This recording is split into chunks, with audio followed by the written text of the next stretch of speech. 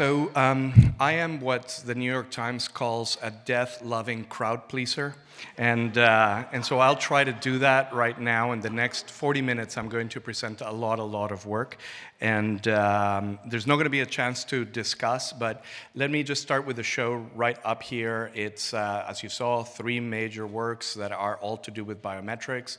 There are some wall text that explain some stuff, but it really is all about this idea that the heartbeat is not just symbolic because it's life and love and whatever, but because it's out of control, because it has this involuntary spasms that you stand in front of somebody you like and you cannot control that heartbeat, and that's beautiful. And if you haven't read this, the whole sort of Pulse series began with my wife's pregnancy and twins. I learned that an ultrasound machine can register the heartbeat of the fetus. And so being a nerd, when we got twins, I said, I want 2 ultrasound machines so that we could hear simultaneously the heartbeat of the boy and the girl. That created a symphony. And then we said, how can we make the syncopated rhythms be something bigger than the individual heartbeat? So for 25 years, I'm going to try and do this real quick, but 25 years ago, the first Gulf War started, and a philosopher from Mexico called Manuel de Landa wrote a book called A War in the Age of Intelligent Machines. And it was this idea that the computers could now have executive control. They could observe you, but they can also choose the targets. And this is one of the very first artworks that I made in '92, actually, where this eye follows you wherever you go. And it's kind of like a manifestation of surveillance in real space. In 1999, I was invited to transform the Zocalo Square for the Millennium celebrations, and we used searchlights, which of course had been used in very many different ways, including fascist ways, to create a spectacle over the night sky in Mexico City. But what we did is, instead of having a light show like you have at the opening of a shopping mall, is we created a website in 1999 that allowed anyone from anywhere in the world to design huge light sculptures over the night sky in Mexico City. So this, what you're seeing, is actually a simulation in 3D of the Zocalo Square, and you could sort of single out searchlights, move them around, create formations in the night sky. And then once you were happy, you would send it to Mexico City together with your name and or a dedication location. And then every 10 seconds in the night sky over Mexico City, the designs would be rendered as they would arrive from the internet. The project received 800,000 participants from 89 countries. 70% of the traffic was from all the regions of Mexico. And these are scenes on a Tuesday night at 3 in the morning. The lights are just constantly moving. There's no beginning, no end, and there's no proscenium. I think of these works more similar to a fountain than a Son de Lumière spectacle. So the idea is to create a work that would only exist with the participation of people. Those lights would move only if somebody touched them. And that's with this internet device. And in 1999, this was quite groundbreaking. The possibility that something that's very individualistic, which is the internet, this kind of closed bubble, would actually have an impact in a social fabric was good. Now in Mexico City, we have a lot of pollution, and it's really good it's like a natural fog effect. So searchlights are very powerful. I did this project in Dublin later, and it was very clean air. I was unhappy with that. But the important thing of this project is now you're seeing it on a Wednesday at 8 p.m. And so people are minding their own business, and from time to time they look up at the sky. They see the searchlights moving. And what's important in this particular piece is you'll see that every time that a design appears, the design would stop for a brief instant. And at that point, we would photograph it from 3 or 4 different vantage points. And we would create a web page for each and every participant who participated remotely. And so these are examples web pages. On the left, what people did remotely from school or work or from home. And on the right, the actual photos to show people that their participation really did take place. The comments on the top right are personalized. People could say anything they wanted. Most of the time was things like, I dedicate this design to Margarita, who's at the hospital. I hope you feel better. But it was also 1999. There was a lot of Zapatista uprising at the time. And I'm super proud that there was zero censorship or moderation. People expressed themselves freely through this medium. So a Victorial elevation was, let's hear what people say.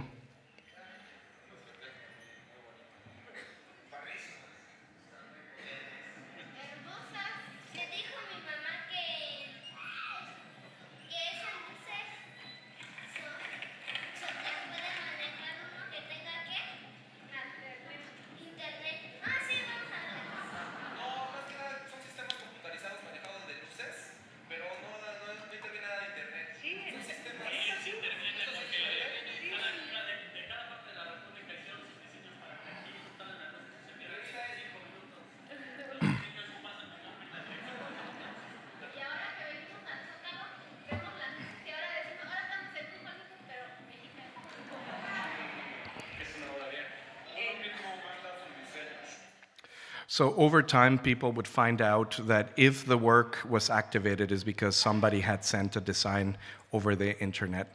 And through media, people would find out that this needed to happen. So this project, I became the Searchlight artist after this. It's a very bad thing to be. But I did do it in several different cities. So for instance, this is Lyon at the Place Bellecour for the Fête des Lumières. And underneath what you see is what I think is most important about this kind of work. There is a whole bunch of people occupying public space in an activity other than shopping. Because I believe that what's radical with public space is to create opportunities for people to interrupt the commercial and corporate sort of takeover of space where we no longer can assemble as people. We now have malls with codes of conduct that control what can be said, for example. And so in this work, there is nothing to do other than just gather around and look at this useless artwork. And in this case, we got 600,000 participants. And then we did it most recently in 2010 for the Vancouver Olympics in a place called English Bay. It's beautiful. But now we have better technology, so now it was done with Google Earth and Google Maps. And so you would, the same idea, design a particular light sculpture and then just send it to Vancouver, where every 10 seconds a new design would appear. So this is a time lapse of the designs that we received, this time 900,000 participants. So I didn't want to be a Searchlight artist, but then I decided to go into shadows. In 2001, I was commissioned to do a project for Rotterdam. It was inspired by Samuel van Hoogstraten's shadow plays. Like Rembrandt, Hoogstraten was interested in this idea of perspective and shadow plays to show how perspective works. And the larger figures were demonic and monstrous. The little ones were angelical and pure. So in this project, we took thousands of portraits of the people from Rotterdam, and we projected them onto a very big building called the Schouwburgplein. And then we had two very bright projectors on the ground, which would completely wash out all the projection of the portraits. So in other words, as you cross the path of the plaza, your shadow would be projected and would go, depending on your distance from the wall, 6 feet all the way to 60 foot high. And as people walked in this project, they would embody the portraits of others in the city. Again, this is 2001. And what ensued was a game of reverse puppetry, where people would start playing with their shadow, something that's very, natural. Most cultures have like a sophisticated tradition of theater with shadows or puppetry with shadows. So from the perspective of interaction, it's a very intuitive interface where you don't need to explain what to do with your shadow. And it was a piece that was completely out of my control. And ever since I did this project, I've always believed that the best public art, it comes from being out of control. So the kind of thing that we saw in this project is we saw like a man on a wheelchair project himself 60-foot high, crush everybody under his wheels and derive a lot of pleasure from this. We saw, for instance, on the weekends, there's lots of families. Tuesdays was methadone night at the nearby church, and so a lot of addicts would come in and prance around. And a project like Body Movies is really about how do we misuse these technologies that try and sell us corporate things like Coca-Cola or whatever, nothing against them, but how do we misuse them to create experiences that connect people? Now, the surveillance system is actually a tracking system that observes where the shadows are. This is a very early version of computer vision. And the most important part is that at any time where a shadow would overlap with a portrait, automatically there was a sound, a little trigger sound in public space, so you knew that that was activated. And more importantly, once all of the portraits in a given scene were revealed, automatically the system would cue a new set of images. In a way, frustrating representation and inviting people to reorganize in the public space. So you'll see it in the next scene. Here is people who are collaborating, they're seeing the different people inside of them, and then once all of the portraits in a scene are embodied, the computer blacks out, cues a new image, and then people reorganize in the space. Because the project is not about the portraits. The project's about becoming the portraits. Now, a couple of times, people revealed themselves. That was straight out of David Lynch. It was weird to see themselves in this huge representation. But over time, we've done this project now in about 12 different cities, and we have learned that performance is an identity that is quite malleable, that people are ready to take over public space with this kind of absurd, ad hoc representation. So we had in Rotterdam, let me just fast forward real quick as I'm aware of time. Oh, so the projection is, there's the technology that is used to track you is also revealed. We call that a Brechtian moment, so that any nerds out there can see how the system of control works. But the honest truth is that most people didn't really care about this Brechtian moment. Most of them just engaged with each other through the shadow play. And some of them didn't really care about the portraits. They just created, this is people that don't know each other, and they've created like a little play with each other.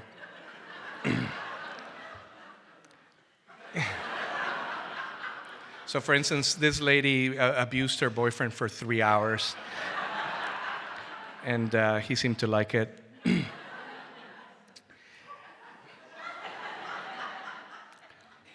So, and it's Holland, so it's full of bikes. And let's just see what this lady does. She does this.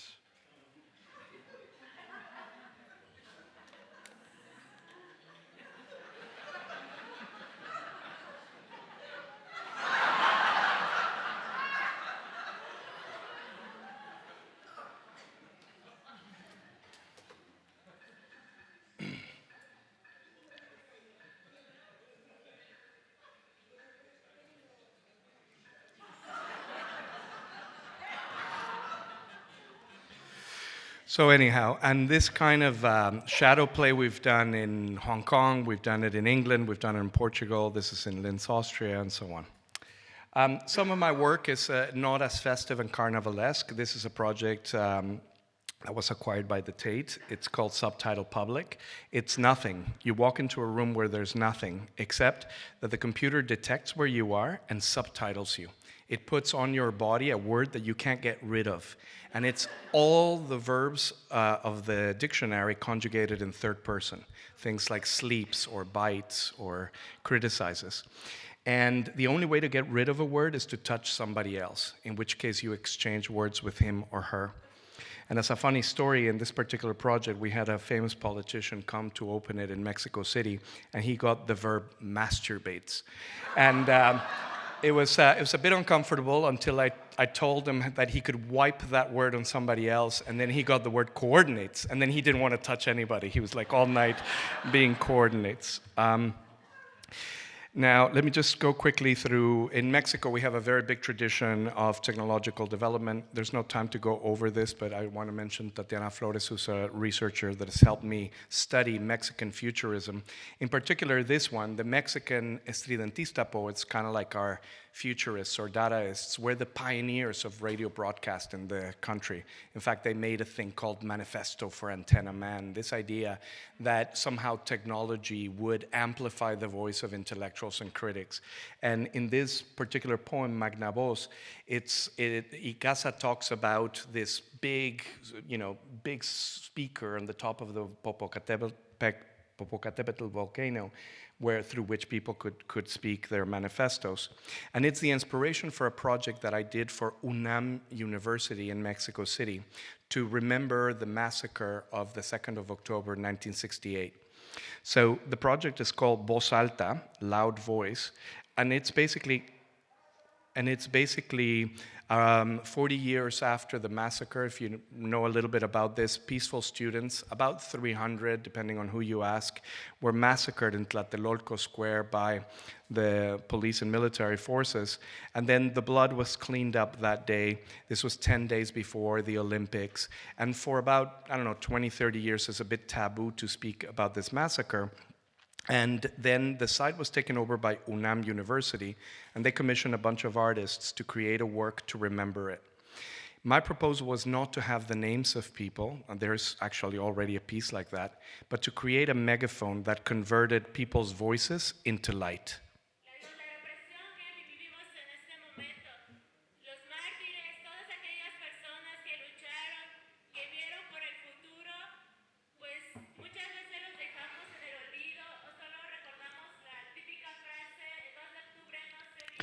The voice would be delivered from the site of the massacre and would hit the Ministry of Foreign Affairs.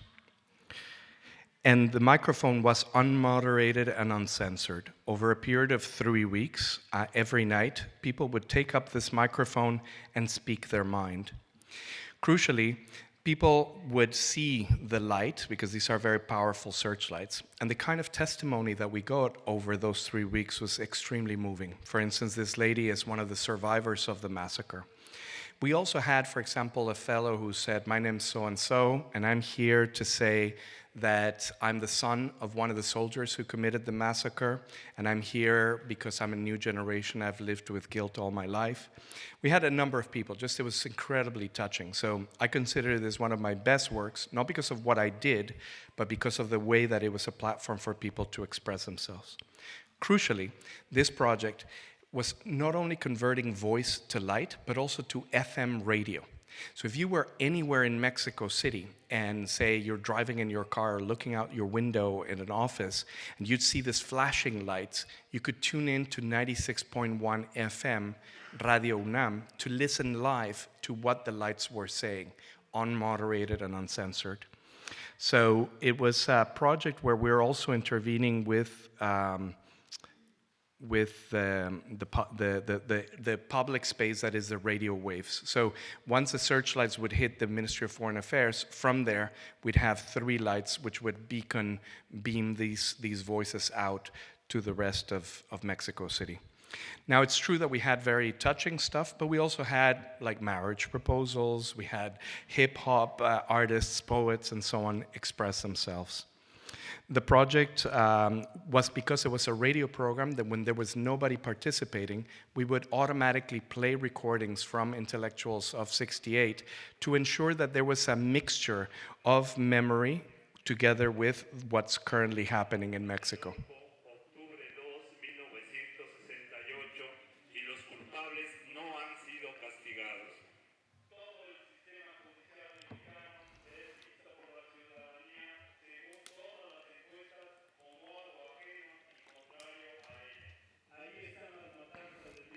So this fellow, for example, is talking about more contemporary massacres. And so I think that of this work as anti-memorial. It's not about the remembering a very specific moment, but it's really about activating the local minor histories or the micropolitics of participation as they take place now.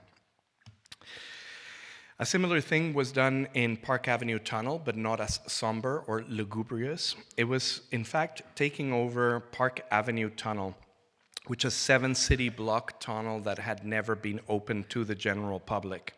So over the course of 1 month in August, the tunnel was closed to traffic and people were allowed to go into it for the very first time in 200 years. At the center of the tunnel, we had an intercom, a little device that recorded people's voice messages and converted them to light. Each one of those archways of light that you see represents one voice, kind of like Pulse Room represents one heart, the same, but with messages.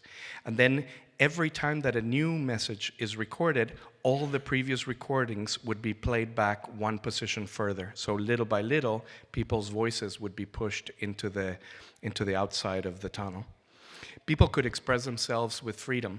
In fact, as a funny anecdote, when we did this in New York City, we had a meeting with NYPD, and they said, Rafael, you should consider having like a 6-second delay or something so that if we object to anything that is being said, we can delete it. And then I did a thing that I've seen in the movies, and as a Mexican Canadian, I've always wanted to say. I looked at NYPD and I said, this is America. And then I said to them, it is your responsibility to protect freedom of speech. And they kind of looked at each other and said, yeah, okay, fine. And it was not censored. And so I'm super happy to report that over that entire month, we had 10,000 people a day. There was very, very little moronic content. And when there is moronic content, you can find that in a park too. So I really believe that these projects cannot be censored. We need to create new responsibilities and new engagements for the public to feel like they can take over infrastructure, especially in places like New York, where that infrastructure is out of reach. I make little collectibles too. So for instance, this is a small work. I always say the joke, I'm sorry, Susie, you've heard it a million times, but that my work is as big as my insecurities. But now I go to psychotherapy, so I'm doing little things. So this is a tiny little clock that tells you the time, not in minutes and seconds, but in internet statistics. So abortions or Girl Scout cookies sold or something like this. A work, for example, that I'm very sort of interested in is work that complicates the idea of participation. As you may know, people such as myself, we talk about participation as a positive thing. We say, well, we're going to have agency and you're going to have, like, people will be empowered and so on and so forth. So I decided to make a perversion on this concept. This is an asphyxiation machine. It's a room that is completely hermetically sealed, that you enter into a cabin where you're invited to breathe the air that has already been breathed by everybody before you. It's absolutely disgusting. And my gallerist, Steve Stacks, is probably mortified that I say that. He doesn't like it when I say that my work is disgusting. So you enter through a decompression chamber. All the clean air that was with you when you entered gets expelled through 2 valves. And then you're invited to go into a main cabin where you breathe this recycled stale air. Much to my surprise, despite warnings for asphyxiation, panic, and contagion, people still go in there. I was the first guy to go in it, but I would never go again. So now this breath is collected inside of this sealed cabin, and then it leaves the room through a system of bellows inspired by 17th century organs that create a vacuum and pressure. And then a system of valves engineered by Stefan Schultz allows 61 brown paper bags to inflate and deflate 10,000 times a day, which is the normal respiratory frequency for an adult at rest. So this is kind of like a lung, if you will. There's 61 brown paper bags inflating and deflating, and then basically people go in there to spend time in the cabin. Now, one of the reasons I made this project is, I don't know if you heard the CEO of Nestle say that water is not a fundamental human right, and that's because he owns Evian and Perrier and all the bottling waters. So the idea of the commons, the idea of the water we drink, the air that we breathe, the land that we stand on is important. In this project, if you participate too much, you die. And in this project also, thinking about the commons, your participation makes the air more toxic for future people. So I'm very interested in, do you guys remember that Buckminster Fuller quote that we are spaceship Earth? That this idea that we're just kind of floating away? Well, I think of it more as we are, you remember the bubble boy? Like we have this immune system that's depressed and we're inside of a bubble. That's us. That's 7.5 billion of us in that bubble, and we are destroying it. So this kind of work, not that it's moralistic, like it doesn't say any of this. I think people are just weird when they go in, but that's where I'm coming from. How can we make evident that limit of resources? Now let's show very recent work. So I've been long fascinated by the idea of fluid dynamics. So the Mexicans, but also the medieval, like Raimundo Lulio would do this with banderols, but the idea that as we speak, we create a turbulence in the air. And I wanted to know, what does that turbulence look like? And so what we did is we worked with NYU, Georgia Tech, and Auburn University to create a system of laser tomography so that when a subject would speak, we would photograph the layer in density of their speech and create this animation, which is basically a snapshot in 3 dimensions of a word being spoken. In Spanish, we have the word alito, which is the air that used to be private, and now it's public. So this is, in fact, the density scan of somebody saying some words. And then we use this with a technology called photogrammetry to create a 3D model. And this is the first 3D printed speech bubble. It's made out of steel. Sometimes I lie, and I say that it's the word fuck, because I really like the idea that it's like a projectile and you can throw it. The honest truth is that it's in fact the French word au, because the first sentence that we 3D printed is the phrase au clair de la lune, because there was a researcher called de Martinville 20 years before Edison who actually recorded the human voice for the very first time, and with a thing which was basically like an engraver of wax and soot.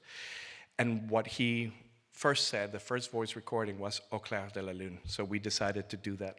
And this is the sculpture. When I got this, I called my gallerist and I said, guys, I'm a sculptor now. But the truth is I didn't touch the object. And every time, even the same person says the same thing, the shape is completely different. In 2015, as you may know, there were 43 students that were kidnapped in Ayotzinapa, Iguala, Guerrero. And what happened is that, according to the official story, they were kidnapped and then taken by corrupt police officers to Guerreros Unidos drug cartel to be murdered. However, none of the forensic evidence that the official government has proposed shows that this is indeed the case. So what happens, has been happening, still alive, people are still looking for this, basically children, 17 to 21-year-old students.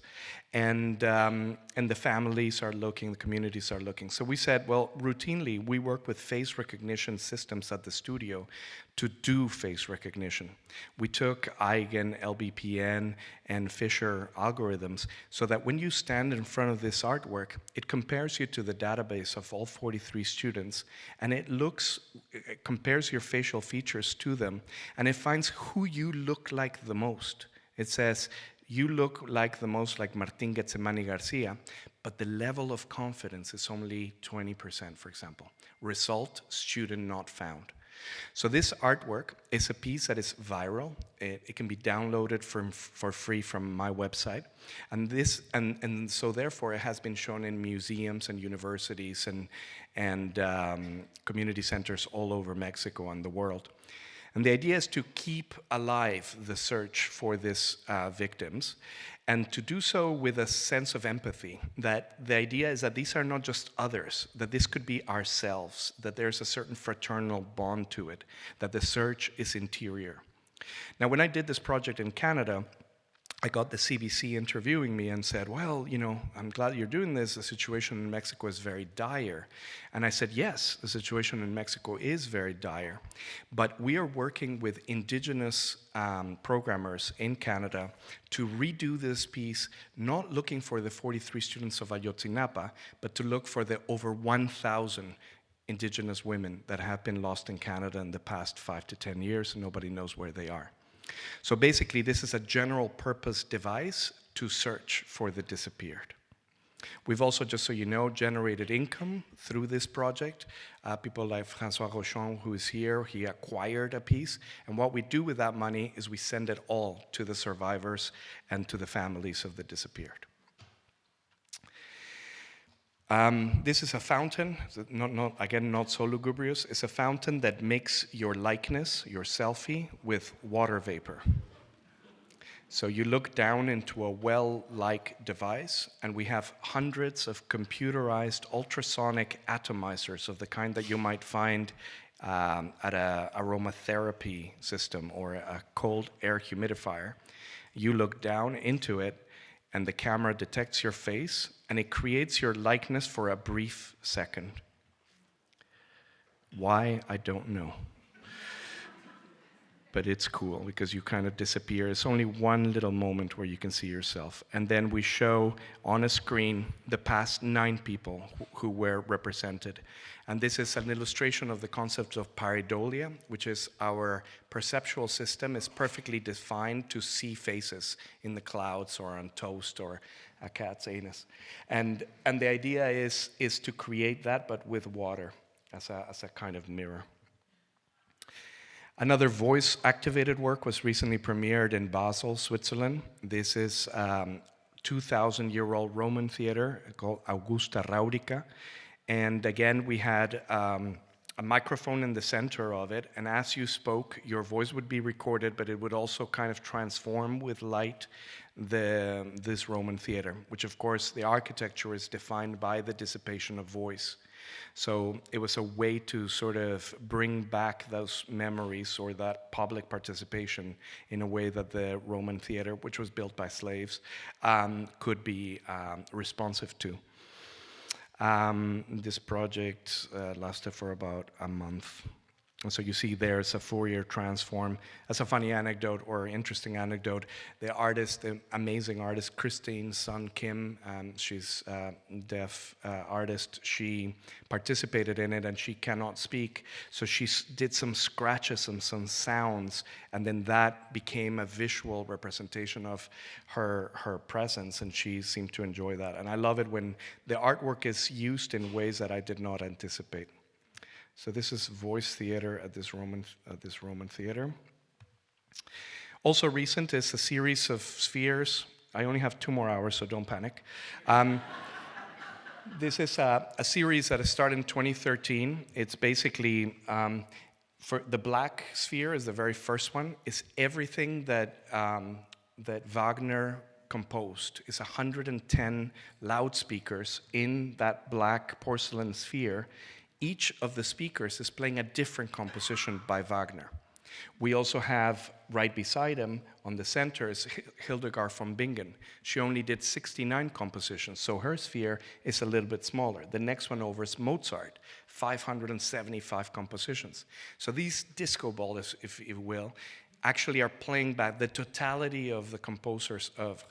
And you can't hear it from far away, you kind of have it there, but as you get close and put your ear up close, you can hear the individual tracks.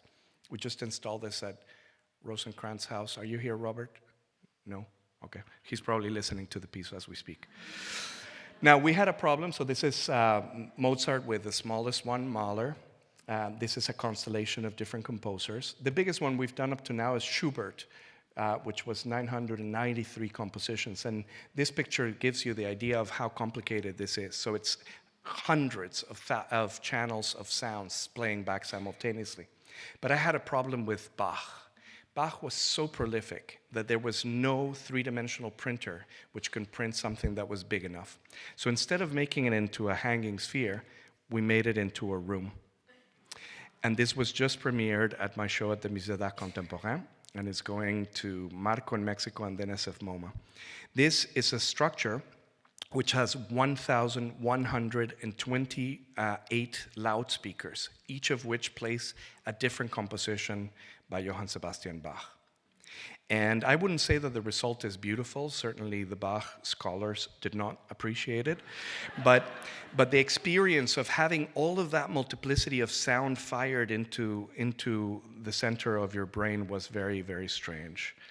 Bach was the artist of counterpoint, the overlap of melodies. So you can't really appreciate it because I'm talking, but also because the video does not give a faithful rendition. Like, it's a very weird thing to be completely surrounded by these pixels of sound. So this entire research is with this idea of speaker as pixel. What would happen if you take a point of light and make it flash, but then if you put it with surrounding neighbors and they're also flashing in sequence, you create an image. So what would happen if we did the same with sound, if we had thousands of channels simultaneously? And now you're taking behind the scenes. So originally we were going to hide this in the back, but then I said, no, let's let people see. It's 11 kilometers of cable. I haven't found a collector who wants such a beast. And then it's also revealed the mechanisms by which we turn the piece on and off. Because what happens is, if you're playing all 1,128 compositions at once, it's very cacophonic and difficult. So we have this kind of eclipse-like geometries, so that gradually we turn off speakers. The little yellow ones, they're the ones that are on, until you're left with only one speaker playing back. So constantly the piece goes between one different composition and all of them at once. This is a chandelier that we just premiered at the Musée National des Beaux-Arts in Quebec. It's a chandelier which is a three-dimensional volumetric display. It is powered by equations that simulate the turbulence at the surface of the sun. We actually worked with NASA to get some of the equations to work on that. Bert, are you here? Also not here. He's with Rosencrantz listening to Mozart. This piece is basically not a video loop. It's a three-dimensional display that is constantly changing. The sun has 11 seasons. Just like the Earth has 4 seasons, the sun has 11. And we've tried to represent those using this 26,000 LEDs. And there's a little device which I'm touching there. I can't help myself. I always want to touch. Where you can actually switch the different seasons of the sun. So it's very much like the show here, Pulse, integrating science and the interest in natural phenomena and the violence of these kinds of explosions in a way that is aesthetic and in a way that kind of goes back to the fact that my parents were nightclub owners in Mexico City. And the kind of light that attracts me is the light, not the light of spirituality and of Quaker kind of illumination and enlightenment, but the light of disorientation, the light that allows you to be somebody other than yourself, the light to hide. So this is this chandelier. And then as a funny story, this project is co-produced with a new museum in Seoul, Korea, called the Amore Pacific Museum. And when they saw it, they had problems symbolically because, of course, it was almost like a red sun, and that looked too much like Japan. So I told them, don't worry, the real color of the sun is blue. So they loved the blue sun. The sun is actually the hottest color, as you may know, is white and blue. And so that's what we did for them. Almost finished. My very last project for you today, to say goodbye, is what I consider my most important work to date. So in the Spanish Civil War, all the intellectuals went to Spain. George Orwell was there, Albert Camus was there, George Sand was there, because there was this new thing, or not new, but this intense thing called fascism that was arriving during the Civil War in Spain. And so when I have grandchildren, and they say to me, hey, Grandpa, when fascism took over the United States, what did you do? And this is what I want to say I did. I went to the city of El Paso. This is El Paso, Ciudad Juárez, which is the world's largest sister city that straddle the border in the Western Hemisphere. Cities that have been together historically. And originally, when I went, I wanted to make this project, which turned out to be the wrong project. This is a version of a project that was originally done in Canada. This is in Australia. You basically take a very big lever, and as you move it, you point these searchlights, and I wanted to put these searchlights in both sides of the border. But when I went, I realized it was the wrong interface.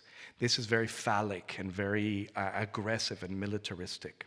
So we decided not to do this project. Instead, upon consultation with community groups in the region, we decided to develop something that was a little bit more like a tuning interface.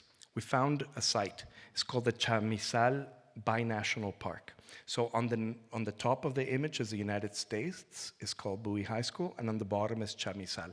In the middle is the border and a little bit of water from the Rio Bravo. The idea is to create a little interface that allows people to turn a wheel, like a dial. And as you turn this dial, to control the location of a searchlight that is actually penetrating the airspace of the neighboring country. The haptic controllers, the actual wheels, will be made in Chihuahua. As you may know, in Mexico we have incredible electronics manufacturing, and the searchlights are actually made in Texas. And the project is going to be called Border Tuner. It calls for the placement of 18 searchlights along the border, 9 in Mexico, 9 in the United States. And what happens is you create bridges of light between it, which allow a bidirectional channel of communication to be open between the two sides. So this is 3 pairs of people speaking across the border. Here's how it works. The wheel that I was talking to you about is in a little lectern-like device. So it's a little stand where if you're a poet, you can put your poetry. If you're a musician, you can put your score. And crucially, as you move that little wheel around, the searchlight scans the sky. So you'll see it right now. So this is somebody turning the wheel to the right, and then his or her searchlights are crossing to the United States, and it's sort of tuning the sound from another station across. Once it picks up that station, that particular light bridge is created, and automatically there's a loudspeaker and a microphone, and you can talk to the other person. If you don't like what he or she is saying, you can just tune him or her out and look for somebody else, or look for somebody in your own country. The project is going to take place in October of 2019, and every night, before it's an open mic situation, we're going to invite different groups of people to start it out. Take 3 jazz musicians from El Paso, 3 from Chihuahua, 3 rappers from either side. Maybe one night is feminists, another night is, I don't know, any number of environmentalists, whatever. We'll have like different communities speaking across the border, and then it's open mic. The project is currently being funded. We still need funding. The idea is not to create connections between the cities, but just to highlight that those connections exist. And because I have a little moment, I'm going to just share with you one anecdote from the preparations for this project, which is, by the way, produced by UTEP, the University of Texas in El Paso, and in Mexico by the Asociación Comunitaria de la Frontera Norte, El Paso del Norte. I went to speak to border security, and my proposal was I needed to go there to speak to what I consider, because I listened to your president, somebody who is very aggressive toward Mexicans. And I went to El Paso to say, listen, I want you to give me permission to fire 220,000 watts of anti-aircraft searchlights into your airspace and microwave beams. And guys, I was ready for a debate, a discussion, something lively. And what happened was really moved me, because you know what the border security guy said to me? He said, of course you do. And you know what? I'm going to help you do that. Because what we need here in the field is to connect the communities. Because the safety of El Paso depends on the interdependence of economics, of fraternal links, of historic bonds, of environmental connection. So he showed me a project that they have where they open the border for people every month to go and hug. And it's extremely touching. And he said to me, not in these exact words, but he said, don't believe the hype. I mean, this division and this wall and this kind of racist approach is not what we think is useful here in the field. What he explained to me, that Mexican migrants would come to pick up for instance, a crop, and then go back to Mexico.